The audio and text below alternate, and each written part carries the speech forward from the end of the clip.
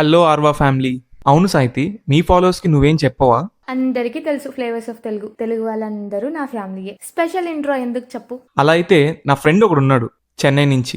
వాడు కూడా నీ ఆర్డర్స్ పెట్టుకుంటాడు, కానీ వాడికి తెలుగు రాదు. అంటే వాడు నీ ఫ్యామిలీ కాదా? ఇదిగో ఇలాంటి అడ్డమైన క్వశ్చన్స్ వేస్తే అసలు కొలాబరేషనే చేయను. సరే, ఇవన్నీ వదిలేసేయి. నేను నిన్న ఒక క్వశ్చన్ అడుగుతాను, చెప్తావా? అడిగేసే, ఇంకెందుకు లేటు. నువ్వు స్నాక్స్ అండ్ పికిల్స్ బిజినెస్ చేస్తావు కదా, నేను కూడా ఫ్యూచర్ లో అమృతం ఫుడ్స్ అని ఒకటి లాంచ్ చేద్దాం అనుకుంటున్నా. ఈ విషయం నీకు కూడా తెలుసు.